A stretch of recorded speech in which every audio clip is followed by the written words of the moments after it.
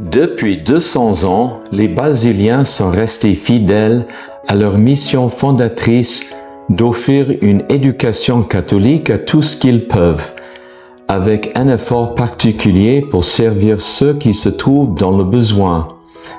Cette mission les a emmenés de leur ville natale d'Annonay, en France, au Nouveau Monde, au Canada et aux États-Unis, et en Amérique latine, au Mexique et en Colombie. La congrégation de Saint-Basile est née en France pendant une époque troublée de révolution, de dures persécutions de l'Église catholique, connue comme le règne de la terreur. En 1790, les ordres religieux en France ont été abolis et le clergé a été contraint de prêter serment de fidélité qui outrepassait l'autorité du pape sous peine de mort par guillotine. Lorsque l'archevêque de Vienne revint en France après avoir fui le règne de la terreur, il demanda au père Joseph Lapierre, qui vivait dans la clandestinité, d'ouvrir secrètement une école de séminaire dans un village tranquille de l'Ardèche, Saint-Symphorien de Mahun. Le collège prospéra et en 1802, il déménagea dans la ville voisine d'Annonay où la population pouvait soutenir la croissance attendue de l'école. L'école continue de prospérer et d'autres écoles s'ouvrent en Ardèche. En 1822, les prêtres responsables des écoles présentèrent une pétition à l'évêque régional pour être reconnus en tant qu'association de prêtres. Le 21 novembre 1822, fête de la présentation de Notre-Dame, les 10 fondateurs choisissent le père Joseph Lapierre comme premier supérieur général. Saint-Basile a été choisi comme saint patron de l'ordre car l'une des églises où les prêtres se cachaient au sud de l'Ardèche, Saint-Basile, les habitants ont commencé à les appeler les prêtres de Saint-Basile ou les Basiliens. En 1863, le pape Pie IX reconnut cette association comme congrégation religieuse à vœu simple. De l'autre côté de l'océan Atlantique, en 1850, Monseigneur Armand de Charbonnel, ancien élève des Basiliens d'Annonay, est nommé évêque de Toronto, Ontario, Canada.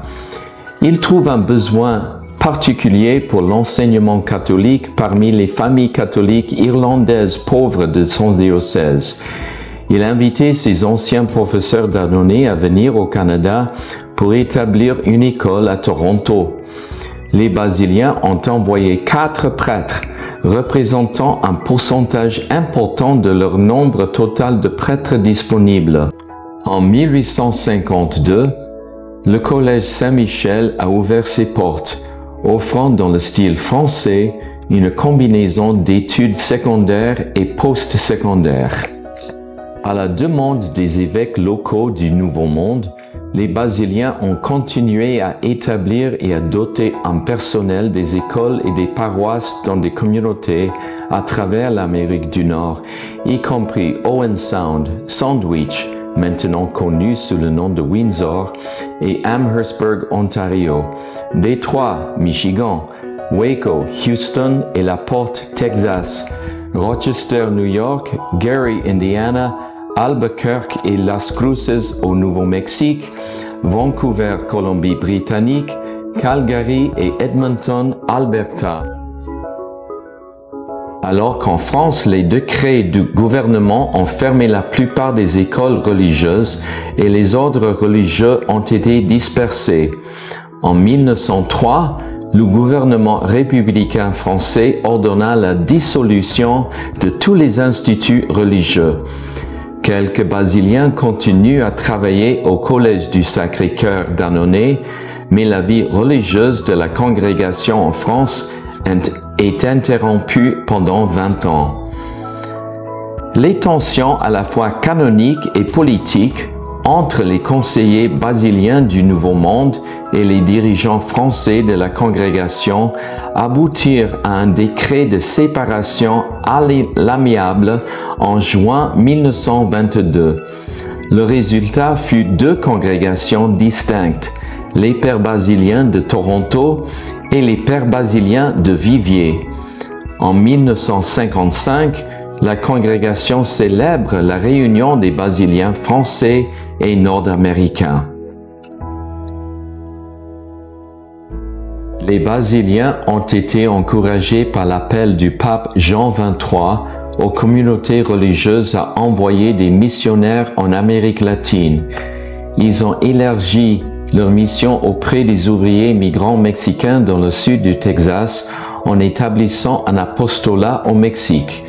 Les premiers basiliens ont été envoyés au Mexique en 1961, où ils ont commencé par prendre la direction de la paroisse San Juan Cristosomo à Mexico. Au cours des 10 premiers mois, il y a eu plus de 3000 premières communions et 657 baptêmes parmi 10 000 familles. Motivés par le succès de l'apostolat mexicain, les basiliens ont accueilli favorablement l'idée d'établir un autre projet en Amérique latine. Ils étaient intrigués par la possibilité d'un projet de développement humain en Colombie qui combinait l'évangélisation, la catéchèse, l'éducation et le développement social et économique.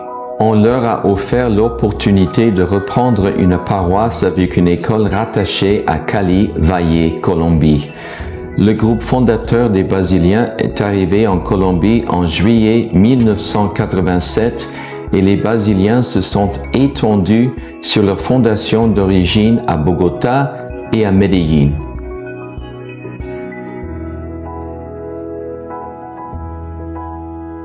Tout au long de l'histoire de la congrégation, les dirigeants basiliens ont laissé leurs marques qui ont façonné le paysage de l'enseignement catholique d'aujourd'hui.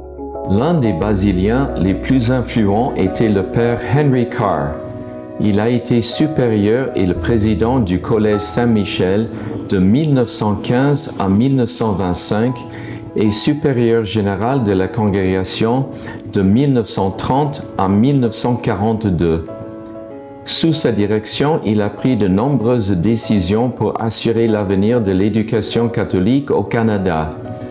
Il a élargi le programme d'études de l'école secondaire de Saint-Michel afin que ses diplômés puissent se qualifier pour l'admission à l'université. En 1906, il s'est arrangé pour que le Collège Saint-Michel devienne une université d'art fédérée de l'Université de Toronto. Ce modèle a été adopté dans des universités de l'Ontario, du Manitoba et de la Saskatchewan et de la Colombie-Britannique. En 1929, il a participé à la fondation de l'Institut pontifical d'études médiévales de renommée internationale à Toronto. Ces dernières années, les basiliens ont vu le besoin d'élargir le rôle des laïcs au sein de la congrégation. Les associés laïcs basiliens ont été établis au chapitre général de 1981. Les associés laïcs sont des hommes et des femmes catholiques appelés au charisme basilien de communauté et d'éducation à la mission d'évangélisation de l'Église. Ils cherchent à mieux répondre à leur appel baptismal à la sainteté et au service en s'associant formellement à la congrégation de Saint-Basile. Alors que de plus en plus de laïcs enseignent et administrent les lycées et universités basiliens, il était nécessaire de former des enseignants catholiques avec les fondements de l'éducation chrétienne. Le réseau basilien d'éducation et de nouvelle évangélisation, BENENE, a été créé pour rassembler différentes communautés scolaires qui sont sous la responsabilité des pères basiliens dans une mission commune de s'engager dans une formation continue sur l'approche basilienne de l'éducation catholique et de promouvoir une éducation basilienne au sein de leurs écoles. La conférence inaugurale a eu lieu en 2015. En tant que petite communauté, la congrégation a su s'adapter aux besoins changeants d'aujourd'hui. Guidés par leur charisme d'éducation et d'évangélisation, les Basiliens continuent de servir Dieu de diverses manières, car le travail est diversifié. Les Basiliens enseignent et administrent non seulement des écoles secondaires et des universités, mais servent également de missionnaires, de curés et vicaires paroissiales, d'aumôniers d'hôpitaux, de conseillers et de thérapeutes agréés, de directeurs de retraite, de gardiens de la paix, etc. Leur ministère se poursuit en France, au Canada, aux États-Unis et au Mexique et en Colombie. Aidez-nous à poursuivre la mission de nos fondateurs. Les Basiliens recherchent les jeunes hommes qui veulent appliquer leurs talents donnés par Dieu pour faire une différence dans le monde d'aujourd'hui. Merci de prier pour les vocations à la vie basilienne.